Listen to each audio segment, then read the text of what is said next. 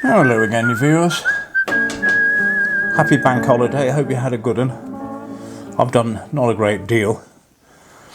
I'm not even sure this video will get to you tonight. I lost my SD card. I don't know what happened. I think I might have been pulling a pipe out of my pocket and it's gone flying. So I've had to rig up a different sort of setup for memory. I had a mini one that had to go into an adapter. Anyway, so I don't even know if it's formatted or working. So I could be just talking to myself.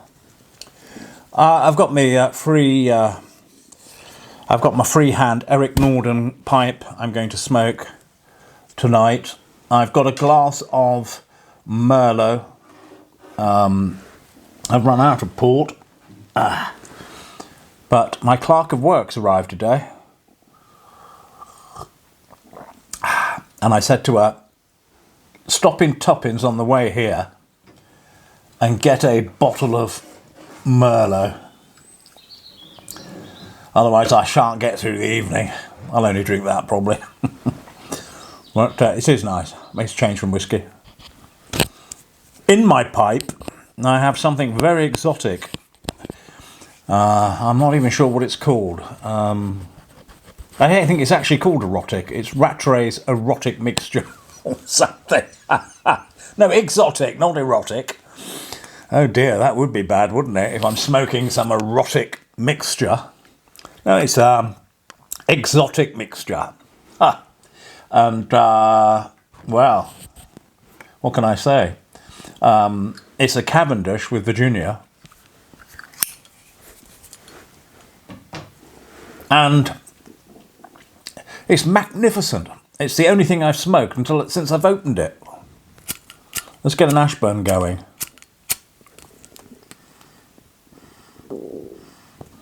It's gorgeous. It's a really weird taste. It's like incense. But in a sort of a nice way. It's...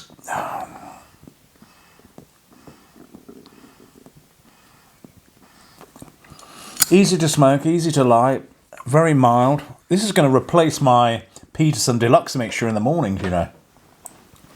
I bought 100 grams of it. You might have seen the tin on my tobacco haul video. It's fantastic. It smells of something, but I don't know what it does. I believe there's molasses in it, which I wonder if that would give that... It's got a sort of musky quality. I think apparently from the blurb, it has got a sort of a mango or pomegranate kind of topping. I'm not getting that. I'm just getting that sort of smell of going into a Tudor building and opening a drawer that hasn't been opened for about 200 years and getting hit by some sort of cedar or some sort of sandalwood or some sort of frankincense. It's dark and musky and maybe it is treacly like... anyway, whatever it is. I was going to say like Manassas. Manassas is a place in West Virginia. No, not West Virginia, Virginia in America, because I've been there.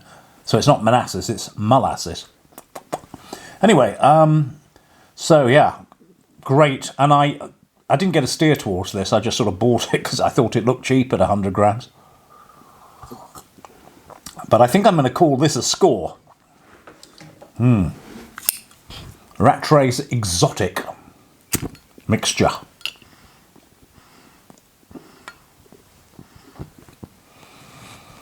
And the other thing is, it's got an amazing room note.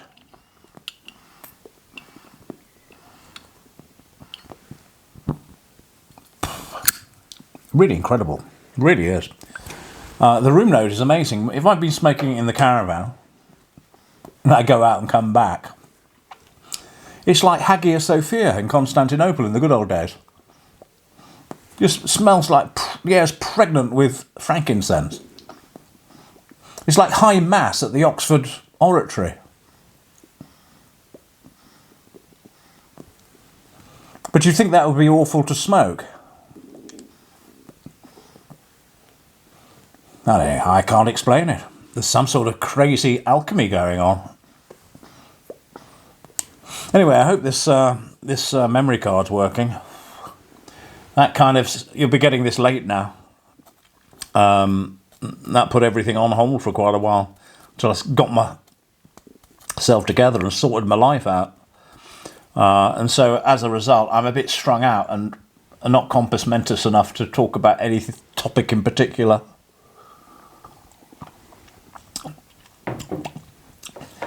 Only it's been a cloudy day, chilly day. I'll have to put the heating on tonight. I say heating, it means put the oven on in the caravan and leave the oven door open. Ah, you see, the joys of the simple life. It does the job. And you know, that LPG lasts forever. My overheads, for those who are interested in living this sort of lifestyle, are minimal. No water rates, negligible electricity, and I buy LPG once every, 6, 7, 8 weeks. One of those big canisters, I think they call them 47s, don't they? Or 49s. And that's it. That's the entirety. Oh, and I pay quite a lot, big rates, because I think the rateable value on this place is based on not its actual value, but what the place was rateable at when it was all up and running, and it's never changed. But I'm not going to interfere with that because I want to avoid planning. If I go screaming and say, well, I live in a caravan, the place is a wreck, you know, I want it to be a band A or a band B. They may say, oh, well, now you're going to have to reapply for planning. So I'm paying the full whack to avoid paying for planning. Although I don't think it needs planning, clearly. But you never know with these crafty councils, do you? They'll find a way to get some money out of you, one way or the other.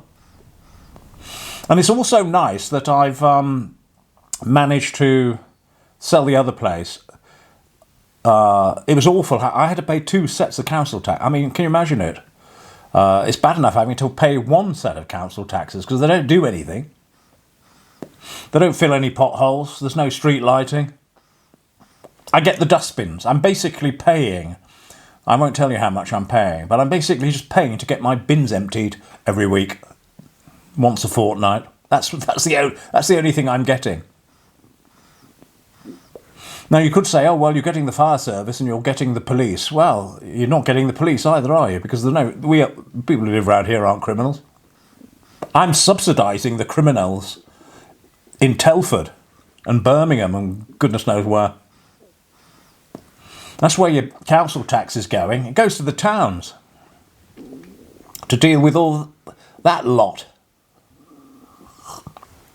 The criminal element. And it's getting worse, isn't it? All these machete-wielding foreigners in the country. But there we go. I have to take a leaf out of my own book and be compassionate. But you see, you can still be compassionate. Just be compassionate to the people, the indigenous people of this country, where life is becoming increasingly intolerable and difficult. What happened to NHS dentists? Illegal immigrants have no problems getting a dentist, free of charge. Many of you out there can't afford the latest iPhone, but if you're an illegal immigrant, they'll give you one. Many pensioners freeze in winter, but the illegal immigrants, they're not freezing in the 4-star hotels. Sorry, I'm sounding like I'm beginning to rant. But what needs to be said.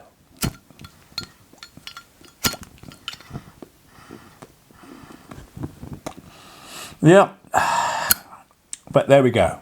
This is not a political channel.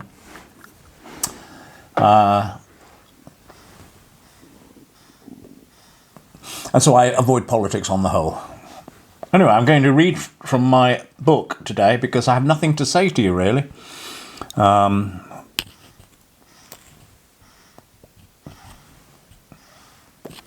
have no sermon. That was yesterday. That was a big one. That was a heavy one, wasn't it? I got quite a lot of comments. asking this and asking that. But the thing is, it's such a huge and complex. There are no one-line answers to any of the questions. You need to be sat in a room with somebody, thrashing it out. So there's not really much I can say in reply. You either get it or you don't get it when it comes to non-dualism. But it drives the average Western mind doolally, trying to get the head around the whole concept. Anyway, we left John Reith in the pub. It's a very short chapter again. I think the last one was a short chapter. This one is too. Chapter 5 of Hunter's Moon. We left John Reith in the pub, didn't we? And he just left the pub with his dog, his Labrador puppy, black Labrador, called Major, which was the rank in which he left the army. Not the dog. So I hope you're sitting comfortably.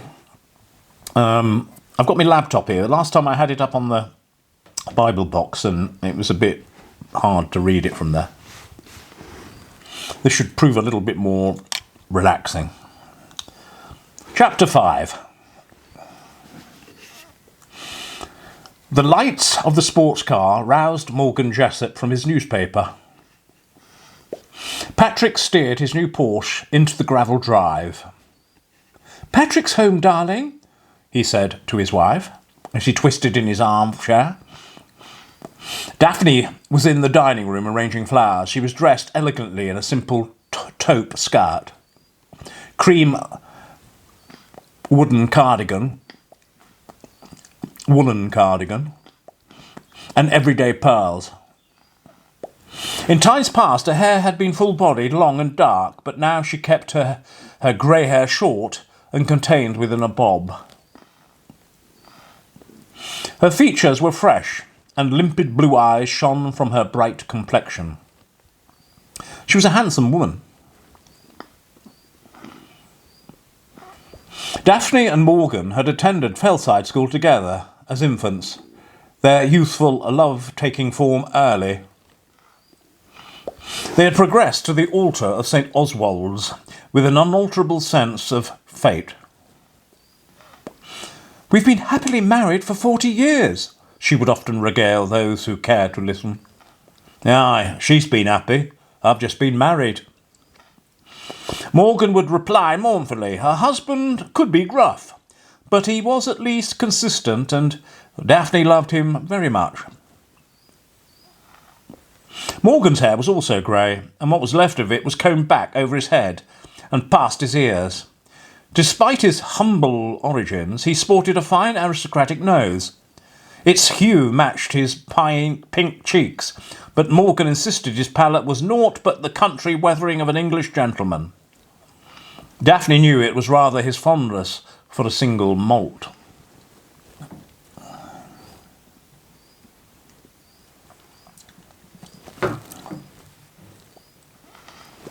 But in fairness, Jessup Senior did look the part, and was rarely seen out of tweeds or wax jackets. He had brought Patrick into the family business from youth, and was happy to leave most of the legwork to him. However, Morgan would still frequent the Harrogate and London shops when the occasion demanded. In truth, he preferred to fish and to walk his border terriers. Lord Brandisham had generously allowed Morgan a beat on the River Ure, and Morgan, with rod and fly, was never far from it. The huge arched door in the foyer swung open, and Patrick entered, clutching a box under his arm as he kicked at the door to close it. "Ah, the spoils of war," said his father jubilantly. Antiques were never tired of in this household.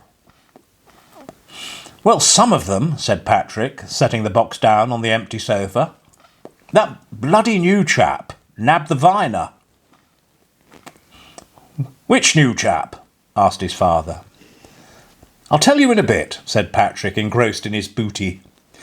He began to decant the contents of the box, laying them out upon first the sofa and then the coffee table. This was the bit he really enjoyed. Like every son craving his father's approval, he displayed his successful bids and looked up at Morgan. There was a pair of early Meissen plates, a good selection of hunting prints, a Famille Rose charger, and finally the piece de resistance, a Boule tea caddy. André Boule, in the 17th century, had pioneered the art of brass marquetry housed within the rich red tortoiseshell, and this highly skilled application was found in many pieces of French furniture, clocks, and in this case tea caddies. Many tea caddies had survived, but few as exquisite as this one. Did it hurt? He remarked with interest as he finally put his paper down. 750 quid plus hammer, said Patrick nervously. God, I can remember when those could be picked up for 40 guineas, not so long ago, said Morgan, ruefully. No matter, there's still a wage in it.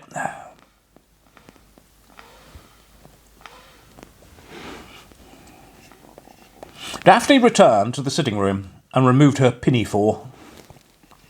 Drink, darling, she said, looking over to Patrick. She didn't ask Morgan. She knew the cut glass tumbler seated on the wine table next to him filled itself. Morgan looked sheepish. Gin, thank you, said Patrick as he sat down opposite his father, occupying one of the two Queen Anne chairs that straddled the huge fireplace. This incomer, Patrick, you know anything about him? Not really. I asked Crouch about him, but he said they didn't chat long. He seems to be quite busy renovating the outbuildings whenever I've passed. Perhaps we ought to get him over for Christmas drinks, said Daphne. Could do, replied her son, but let's remember, he's a dealer. We are fully aware of that, son, interjected his father brusquely. But he is local now, and anyway, a little bit of competition does you good. Keeps you on your toes.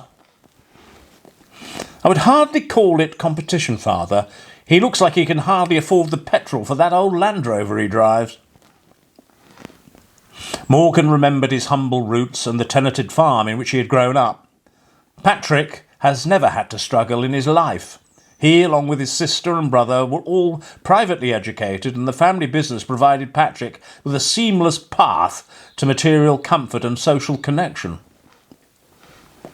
Morgan Jessup and John Reith had at least one thing in common. They'd come up the hard way. That's decided then. We'll get him round, and you drop the invite off to Hunter's Moon. Patrick looked dolefully and took a sip of his gin. It would be my pleasure, father, he replied weakly. I'll do it first thing tomorrow. And here endeth today's chapter. Short one, that. That's the interesting thing about writing a book. Some of the chapters are long, some of them are short. Some I ought to amalgamate, and I may very well do that. That is part of the editing process. Now, how are we doing for time? Oh, I'm probably run over now, or I'm about to. I better shut up now. Anyway, I hope you enjoyed that. I'm off before this camera goes off, and I hope you had a great bank holiday. This is Father John, signing out. God bless you. See you tomorrow when I hope I've had a more organised day. God bless.